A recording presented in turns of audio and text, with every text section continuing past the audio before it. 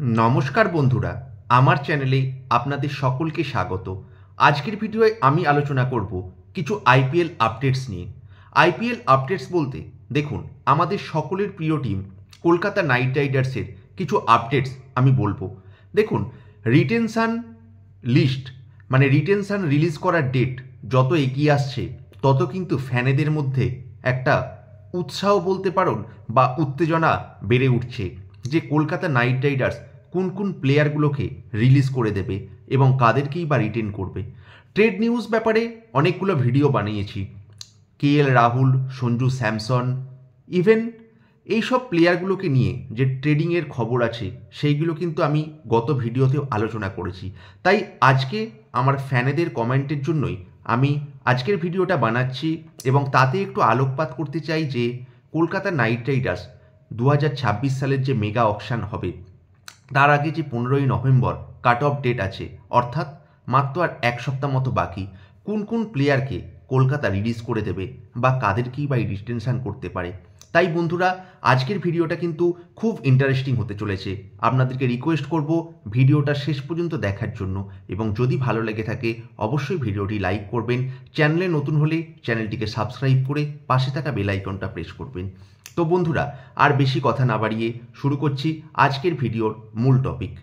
দেখুন, 15ই November IPL রিটেনশনের কাট অফ ডেট।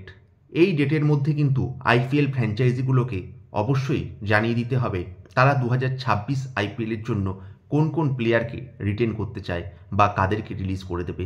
তো আমাদের সকলের প্রিয় টিম কলকাতা নাইট রাইডার্স, ফ্যানেদের মধ্যে উত্তেজনা প্রবল এই কেকেআর টিমকে নিয়ে।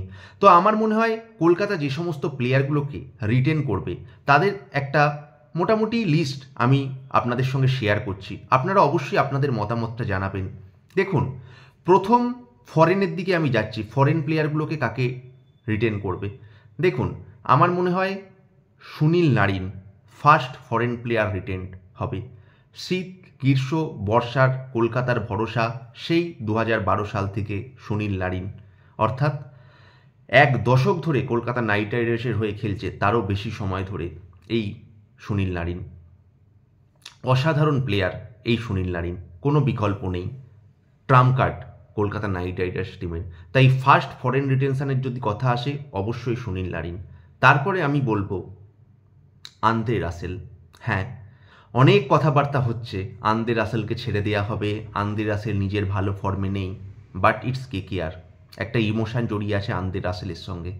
আন্দ্রে রাসেলকে অ্যাটলিস্ট এই সিজনটা কলকাতা নাইট রাইডার্স রিটেন করবে। It will be his break or make season. দেখুন, আমরা সকলেই জানি আন্দ্রে রাসেল কিন্তু আর আগের রাসেল নেই। রাসেল দ্য মাসেল পাওয়ার ধীরে ধীরে কমতে শুরু করেছে, but still Russell is Rasel.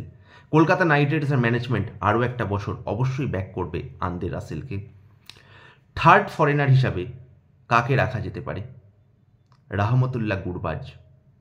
এই উইকেট কিপারটাকে কিন্তু খুব কম দামে পাওয়া যায়, মানে কম দামে কিনেছে কলকাতা, রিটেন করবে। কারণ এমন কোনো গ্যারেন্টি থাকে না যে ভালো উইকেট কিপার তুমি মিনি অকশন থেকে তুলতেই পারবে। তাই আমার মনে হয় রাহমতুল্লাহ গুরবাজকে কেকেআর রেখে দেবে। আর কোনো আমি ফরেন প্লেয়ারকে রিটেন করব না। হ্যাঁ, অনেকে বলছে স্পেন্সার জনসনকে রিটেন করার কথা, but I personally think Spencer Johnson retention লায়ক নয়। যদি তাকে অকশন টেবিলে আরও কম দামে পাওয়া যায় দেন কিনে নিতে পারবো। তাই আমি 3জন ফরেন প্লেয়ারকেই রিটেন করতে চাই, সুনীল নারিন, আন্দ্রে রাসেল এবং অবশ্যই রাহমতুল্লাহ গুরবাজ। মঈন আলীকে আমি চাইছি না, কারণ মঈন আলী এই সুনীল নারিন, বরুণ চক্রবর্তী থাকার সঙ্গে সঙ্গে কতটা টিমে দিতে পারবে আমি ডাউটফুল। কুইন্টন ডিকক নিজের কেরিয়ারের অন্তিম লগ্নে, ভালো ফর্মেও নেই, এখন আবার সাউথ আফ্রিকা টিমে কামব্যাক করেছে, but I will no got for Quinton de Kock for retention. Rovman Powell, yes correct, আমি এই নামটা ফরগট করেছিলাম। রোবমন পাওয়ালকে যদি রাজি করানো যায় রিটেন করার জন্য তাহলে কিন্তু অবশ্যই রোবমন পাওয়ালকে রিটেন করবে, কারণ রাসেলের ব্যাকআপ হিসাবে। আমি বারবার বলছি মিনি অকশানে কিন্তু ভালো প্লেয়ার পাওয়া খুব মুশকিল, তাই আমি রোবমন পাওয়ালকেও কিন্তু যদি কম দামে পাই রিটেন করব। এই 4টে প্লেয়ারকে আমি রিটেন করব। এবার একটু আমি আলোকপাত করছি ভারতীয় কোন কোন প্লেয়ারকে রিটেন করব। ভারতীয় অনেকগুলো প্লেয়ারকে রিটেন করতে চাই, কারণ কলকাতা সবসময় চায় নিজের যে ডিএনএ, নিজের যে কোর গ্রুপ, এটাকে সবসময় নিজে ধরে রাখতে চাই। তাই অবশ্যই কলকাতার রিটেন্ড হবে প্রথম ইন্ডিয়ান প্লেয়ার বরুণ চক্রবর্তী। বর্তমান সময়ে টি-20 ক্রিকেটের best spinner Varun Chakravarthy. No doubt Varun চক্রবর্তীকে কলকাতা রিটেন করবে। পপুলার মুখ কলকাতা টিমের রিঙ্কু সিং, দ্য ফিনিশার বলাটা ঠিক নয়, রিঙ্কু সিং হচ্ছে একজন প্রপার ব্যাটসম্যান। অবশ্যই কেকেআর রিঙ্কু সিংকে রিটেন করবে। তার সঙ্গে আংগ্রিজ রঘুবংশী, কলকাতা ইনভেস্ট করছে এই প্লেয়ারটার ওপর, বর্তমান সময়ে ইনভেস্টিং মোডে আছে। অবশ্যই ভবিষ্যতে কিন্তু এই আংগ্রিজ রঘুবংশী একজন অত্যন্ত বড় মাপের প্লেয়ার হয়ে উঠবে, এটা আমি কনফার্ম। তার সঙ্গে রামনদীপ সিং, রামবোকে তো অবশ্যই রাখতে হবে, কারণ রামনদীপ সিংয়ের মতো ফিনিশার কিন্তু কলকাতার পাওয়া খুব মুশকিল। তাই ডেফিনেটলি রামনদীপ সিং তো অবশ্যই থাকবে। এবং তার সঙ্গে দুই পেসার হর্ষিত রানা এবং বৈভব অরোরা দুজনেও থাকবে, কারণ হর্ষিত রানা বৈভব অরোরা অনেক দিন ধরে কলকাতাকে সার্ভ করছে এবং হর্ষিত রানাকে তো এরকম একটা স্টিল ডিল বলা যেতে পারে, এত কম দামে পেয়ে যাওয়াটা। অবশ্যই হর্ষিত রানা বৈভব অরোরা থাকবে। উমরান মালিক যদি ফর্মে থাকে, কারণ গত সিজনে একটি ম্যাচও কলকাতার হয়ে খেলতে পারেনি, but still Kolkata management back করেছে, তাই উমরান মালিককেও মেবি কলকাতা রিটেন করবে। তাহলে মোটামুটি ইন্ডিয়ান ফাস্ট বোলিং যে কোর সেটা কিন্তু খুব গুরুত্বপূর্ণ, কারণ ফরেন কোনো প্লেয়ারকেই আমি রিটেন করতে চাই না, মানে বোলার, ফাস্ট বোলার। তাই ইন্ডিয়ান ফাস্ট বোলারের কোরটা আমি চাই হর্ষিত রানা, বৈভব অরোরা এবং উমরান মালিক।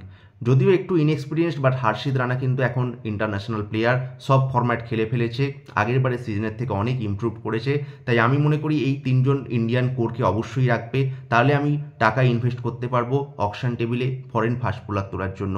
এবং অবশ্যই অজিঙ্কে রাহানে, দেখুন কেএল রাহুল, সঞ্জু স্যামসন কাকে পাওয়া যাবে কাকে পাওয়া যাবে না, অজিঙ্কে রাহানেকে কিন্তু 1.5 কোটি মতো টাকায় আবারও এই বছর রাখবে, রিটেন করলে হয়তো বেশি টাকা দিতে হবে, বাট স্টিল অজিঙ্কে রাহানেকে কিন্তু নেতৃত্বের দায়িত্ব হয়তো আবার কেকেআর ম্যানেজমেন্ট দিতে চাইবে।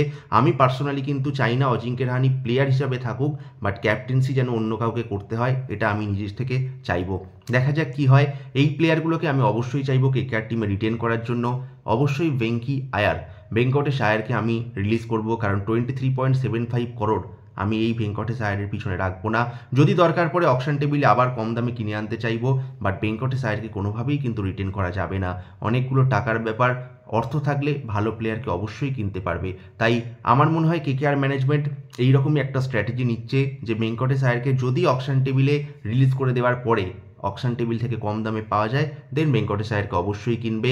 তবে কেএল রাহুল, সঞ্জু স্যামসন এদের মধ্যে যদি একজনকে তুলতে পারে, ক্যামেরন গ্রিন, আমি যে ভিডিওগুলো আলোচনা করেছি, ফরেন ফাস্ট বোলার হিসাবে মিচেল স্টার্ক, এই প্লেয়ারগুলোকে অবশ্যই তুলে নিতে হবে, কারণ আনরিট নর্থকে রেখেও লাভ নেই, অত্যন্ত ইঞ্জুরি প্রন বোলার। তাই আমার মনে হয় কলকাতা টিম এই ধরনের প্লেয়ারগুলোকে রিটেন করতে চাইবে বা এই ধরনের প্লেয়ারগুলোকে রিলিজ করতে চাইবে। তো আপনাদের মতামতটা অবশ্যই জানাবেন, কারণ সময় আর বেশি নেই, এক সপ্তাহের মধ্যেই সমস্ত প্রশ্নের উত্তর আপনারা পেয়ে যাবেন, কারণ 15 তারিখ আবারও বলছি কাট অফ ডেট। তো তার আগে এই ভিডিওটা বানালাম, আমার ফ্যানেরা বারবার জিজ্ঞেস করছে যে দাদা কোন প্লেয়ারকে কেকেআর রিটেন করতে চাইবে বা কাকে রিলিজ করবে। আপনাদের মতামতটা অবশ্যই জানাবেন, আপনারা কাকে রিটেন করতে চান বা কেকেআরের ক্যাপ্টেন কে হলে অবশ্যই ভালো হবে সেটা অবশ্যই জানাবেন। তো আজকের ভিডিওটা এইটুকুই ছিল। ভিডিওটা যদি অবশ্যই ভালো লেগে থাকে একটু লাইক করে দেবেন, চ্যানেলে প্রথমবার এলে চ্যানেলটিকে সাবস্ক্রাইব করে একটু পাশে থাকবেন। তো অসংখ্য ধন্যবাদ সকলকে ভিডিওটি দেখার জন্য। আজকের মতো এটুকুই, দেখা হচ্ছে পরের কোনো লাইভ অনুষ্ঠানে বা ভিডিওতে। ধন্যবাদ, নমস্কার।